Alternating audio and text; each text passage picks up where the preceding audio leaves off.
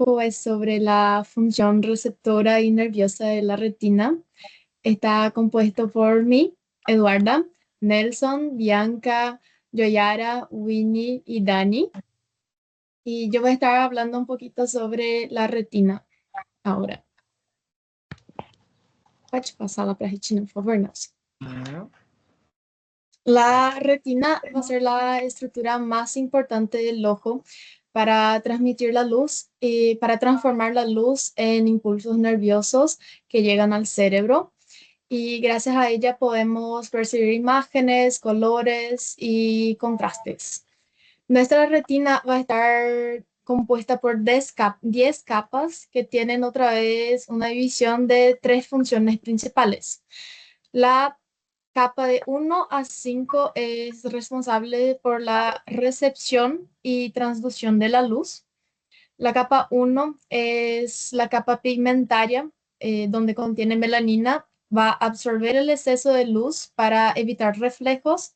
La capa 2 tenemos los fotorreceptores, los conos y bastonetes y bastones. Los conos son responsables por la visión diurna, tienen una alta agudeza visual y sería la percepción de colores, una visión HD, algo así sería. Mientras los bastones son sensibles a la luminosidad baja, la visión nocturna sin color. La capa 3 tenemos uniones de las células gliares. La capa 4 son los núcleos de los bastones y conos. Y la capa 5 va a ser la zona de sinapsis entre los fotorreceptores y células bipolares y horizontales. Después vamos a tener las capas 6 y 7, que es donde se procesa el procesamiento e integración neuronal. La capa 6 va a contener los núcleos de las células bipolares, horizontales y amácrinas. ¿Qué son las células bipolares? Son puentes entre fotorreceptores y las células ganglionares. Y las células horizontales y amácrinas van a modular la señal y permitir el contraste y procesamiento de imágenes. Después vamos a tener las capas 8, 9 y 10, que va a ser la generación y transmisión de impulsos hacia el sistema central. La capa 8, vamos a tener los axones de las células ganglionares que van a formar el nervio óptico. En la capa 9 tenemos el extrato de fibras del nervio óptico, que va a ser, las fibras se van a reunir y salir para el nervio óptico. Y la capa 10 por fin va a ser la membrana limitante interna, que es una barrera entre la retina y el humor vítreo. Pode pasar para la próxima. Ahí. Después vamos a tener la fovea, que es el centro de la retina y es la región de mayor agudeza visual. Ay, me confunde la palabra. Agudeza visual. Donde no vamos a tener bastones, apenas conos. O sea, va a ser especializada en visión de color en alta resolución.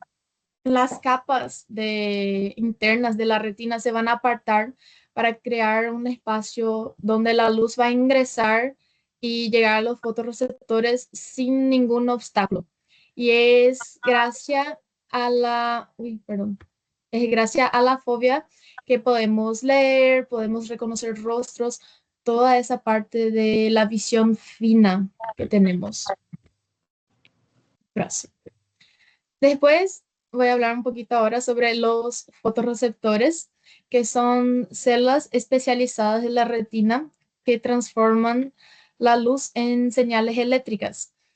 Y tenemos dos tipos, bastones y conos, que son por su forma. Van a tener la misma conformación, pero son divididos en las mismas partes, solo van a cambiar su forma.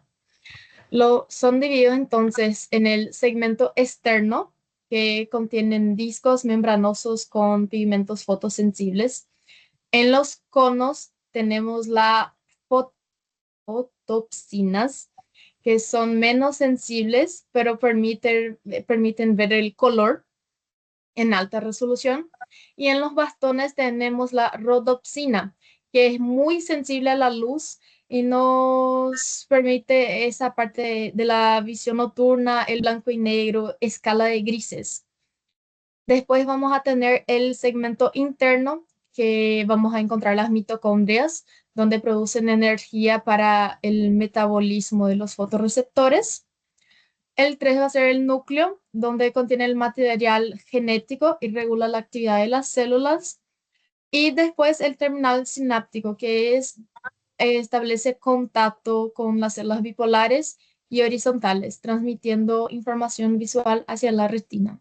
Muchas gracias. Buenas tardes. Eu vou falar sobre a fotoquímica da visão. Vamos começar falando, então, sobre os bastonetes, que são células da retina e são responsáveis pela visão em ambientes com pouca luz. Dentro dos bastonetes, a molécula mais importante vai ser a rodopsina, que é formada por escotopsina e o 11-cis-retinal. Quando a luz atinge a retina, o 11-cis-retinal ele vai se transformar em todo transretinal. Isso faz com que a rodopsina se separe nos seus dois componentes. A forma intermediária dessa rodopsina mais importante vai ser a metarodopsina 2, que é a forma ativa, e é a forma que é responsável por iniciar os sinais de alteração na membrana dos bastonetes, iniciando, então, o impulso nervoso, e com isso, mandando a imagem para o sistema nervoso central. Pode passar.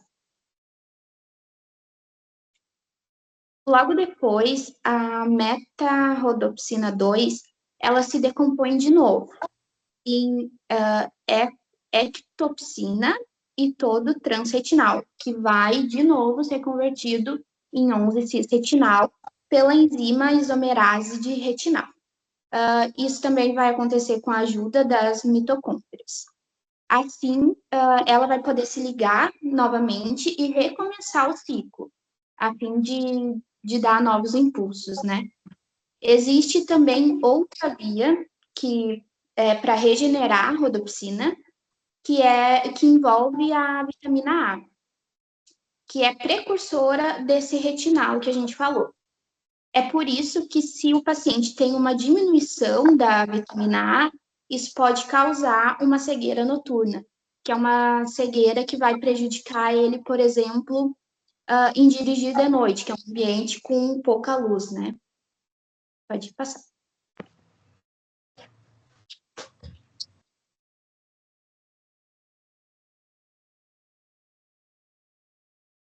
Acho que é o próximo.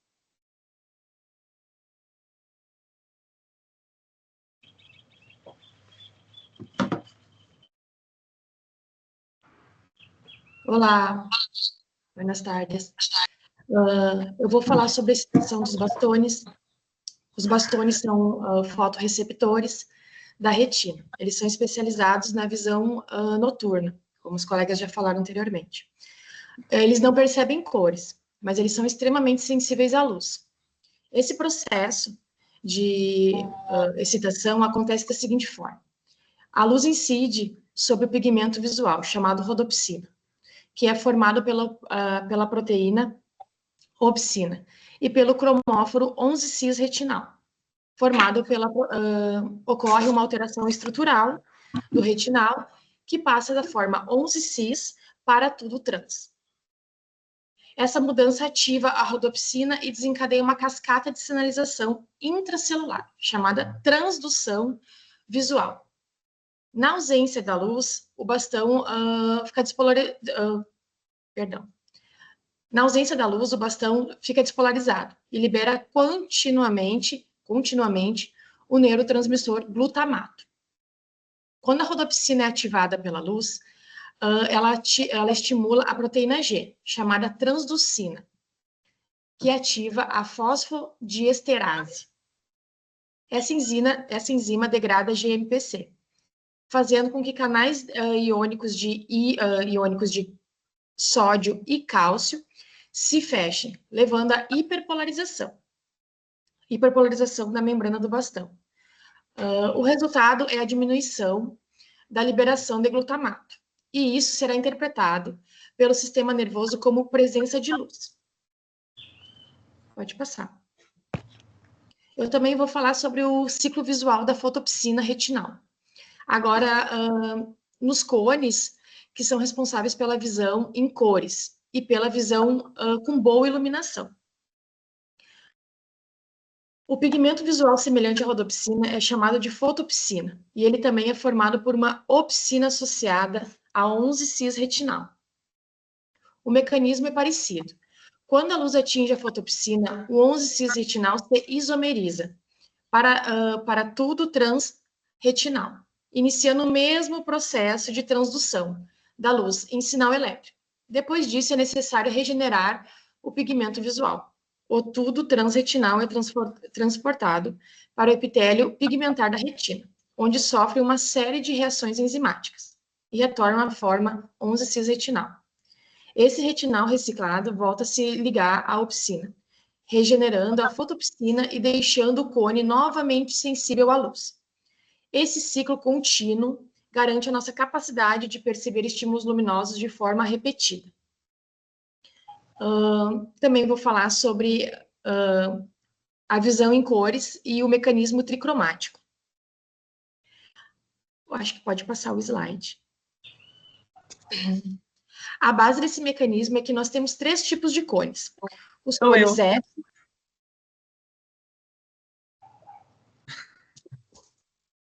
Sou eu, viu? Vou continuar.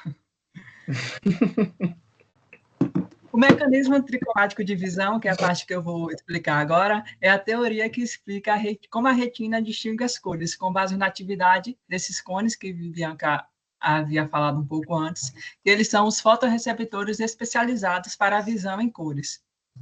E aí nós temos 3 tipos de cones, cada um sensível a comprimentos de ondas diferentes. Vocês vão me acompanhar nessa primeira imagem aí, desse gráfico. O cones S, short, que é de onda curta, é o mais sensível à luz azul, esse primeiro traço azul.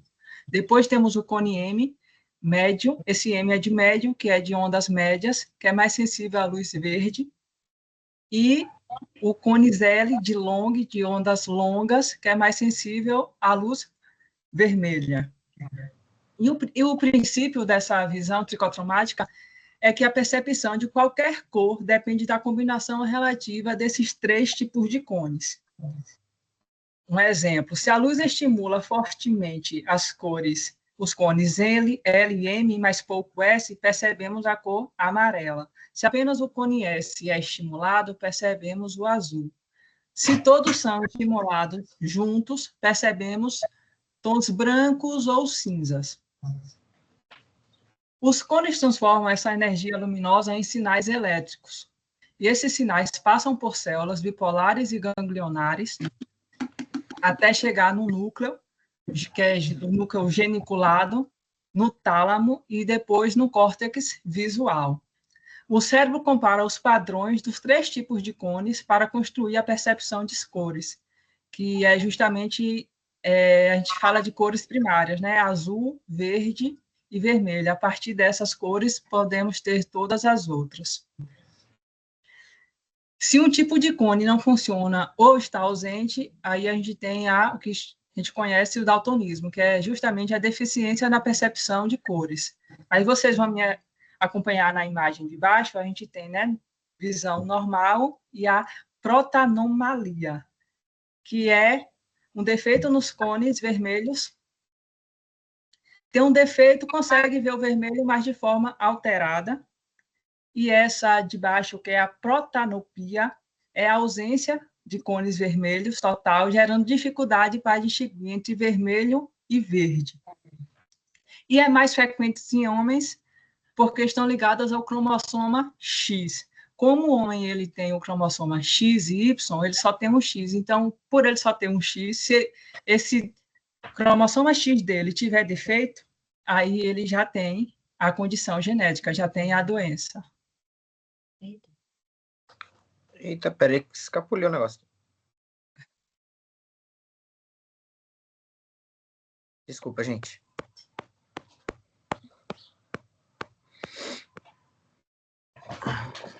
Sim, aí o que eu estava explicando, não é mais frequente em homem. O homem só tem um X, então, se esse único X dele tiver o defeito, aí ele já tem a condição da doença. Como nós mulheres somos XX, para a gente ter o defeito, para a gente ter a doença, esses dois genes X teriam que ter o defeito.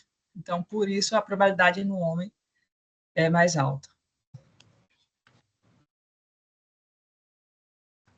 Bom, agora eu vou falar sobre a função nerviosa da retina. Como esse sinal ele vai chegar e vai passar pelas etapas, né?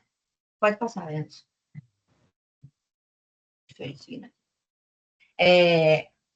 Eu vou falar uma coisa importante.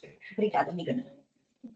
É que a visão, a direção da luz, acho que vocês podem ver lá embaixo na imagem, a direção da luz, ela passa primeiro pela capa mais interna, pela membrana mais interna, e depois vai chegar na membrana mais externa. Isso foi até uma coisa bem difícil de entender, né? Porque na minha cabeça, primeiro é externo, depois interno, mas a luz não, ela passa primeiro pela parte mais interna para chegar na parte mais externa. Lá na parte externa, onde está escrito capa pigmentada, ali tem uma capa de melanocitos que vão impedir que essa luz ela passe direto. Então, elas vão ativar tanto os conos como os bastonetes.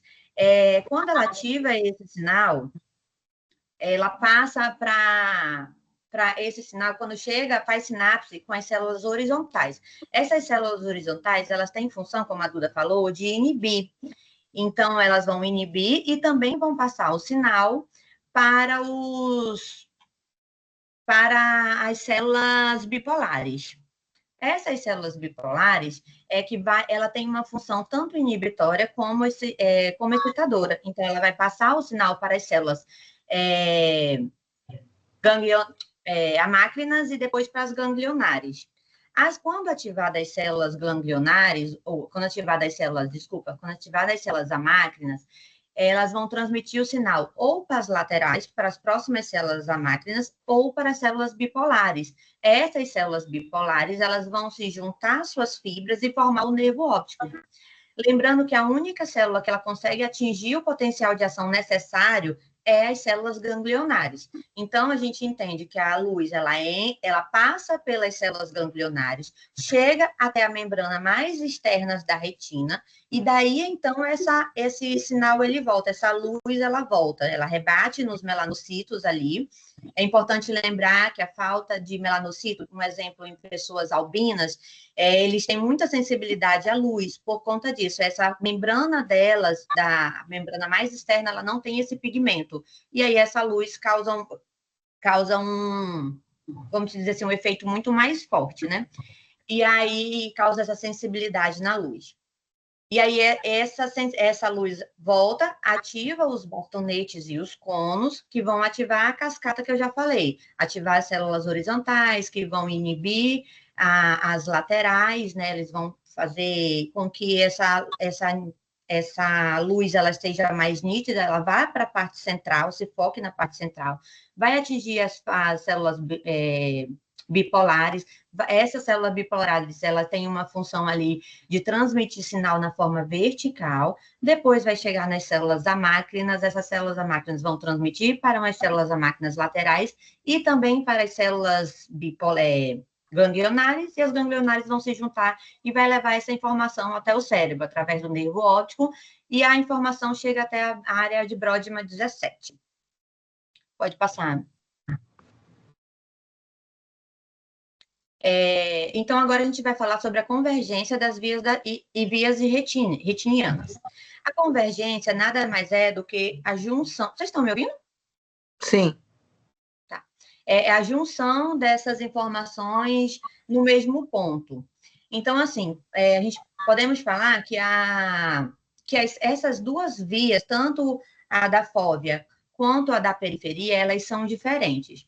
Então, a da fóvea, ela é centrada, como a Duda falou, e em uma visão mais nítida, ela dá aguçez da visão, ela é responsável por essa. Então, ela tem uma via mais reta, mais linear.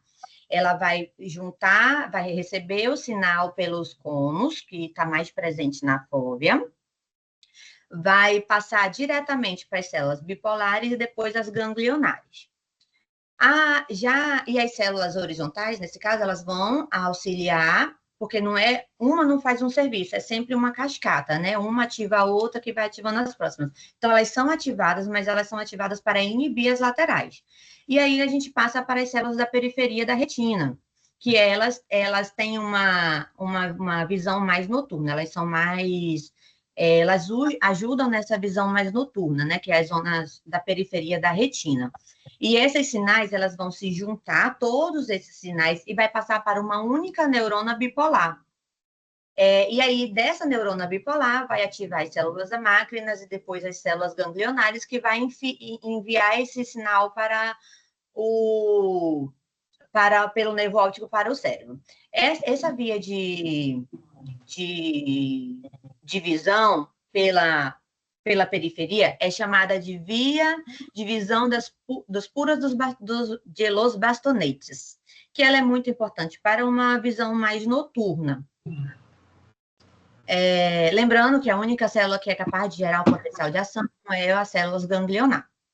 Pode passar mais um. Só um momentinho, volta um.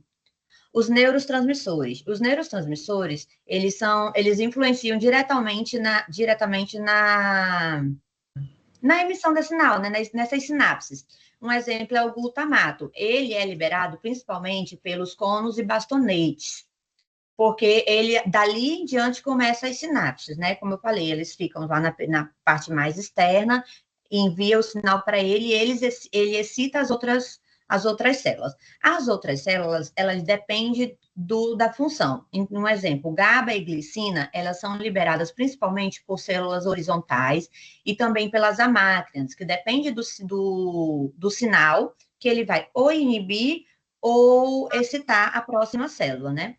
E a acetilcolina e a indolamina, elas são mais para modulação, que também é realizado pelas células amácrinas e células ganglionares. Lembrando que a retina, que toda essa função, a visão, vamos botar assim o olho, essa parte da visão, ela é toda preparada antes de enviar o sinal para o cérebro. Quando chega lá, o sinal já está preparado para receber.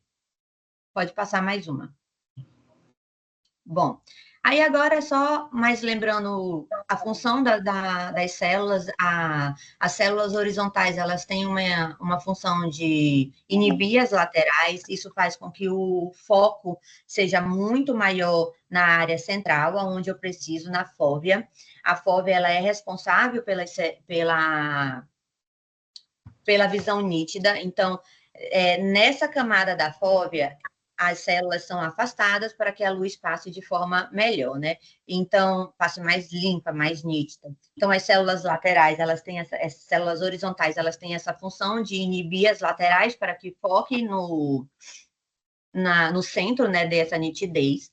As células bipolares, elas têm uma função de hiperpolarizar ou despolarizar, dependendo do comando, né, da quantidade de luz que está entrando, e ela também tem a função de passar esse sinal verticalmente, porque as células horizontais vai levar para as laterais, e as células bipolares vai levar adiante esse sinal. E as células amácrinas, elas são mais moduladoras, elas intensificam, diminuem, é por isso que elas liberam neurotransmissores como acetilcolina e indolamina, que são moduladores, mas também é liberado por elas neurotransmissores como GABA e glicina. E pronto. Bueno, yo voy a hablar entonces sobre las células ganglionares y el nervio óptico. Nosotros tenemos aproximadamente 1,6 millones de células ganglionares, 100 millones de bastones y 3 millones de conos. Isso quer dizer que para cada célula ganglionar que tenemos 60 bastones y 2 conos. Estudios en gatos describen las células ganglionares como 3. la W, la X y la Y. La W sería responsable por los movimientos, una adaptación a la oscuridad. La X sería la visión en color, pero tiene campos dendríticos pequeños. Y la Y es responsable por las respuestas rápidas y cambios de intensidad a movimientos. En los primatas y nosotros humanos, nós tenemos las células P y M, las máquinas celulares, la parvos celulares, y tiene sus funciones semelhantes a la Y y la X. Es importante decir que las células ganglionares son las únicas capaces de conducir ou de generar un potencial de acción. Por este motivo, es que sus acciones que forman el nervo óptico. La situación y respuesta de las células ganglionares. Las células ganglionares tienen una descarga espontánea de 5 a 40 potenciales por segundo, mesmo sin ningún estímulo. Esto se llama una descarga de fondo. La información visual real se suma a esta actividad basal, como si fuera una señal de sobreposta a ruido de fondo constante. Como nosotros en una fotografía que hacíamos después un tratamiento de la imagen para tener una resolución mejor, es así que las células ganglionares funcionam, porque elas não somente elas não vão só transmitir a imagem, mas também elas vão fazer um tratamento dessa imagem antes dela chegar no cérebro. São sensíveis a cambios de intensidade luminosa, aumenta ou diminui a frequência segundo a intensidade do estímulo.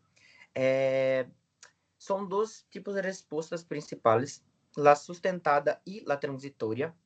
A sustentada, ela corresponde ao tempo em que a luz está presente.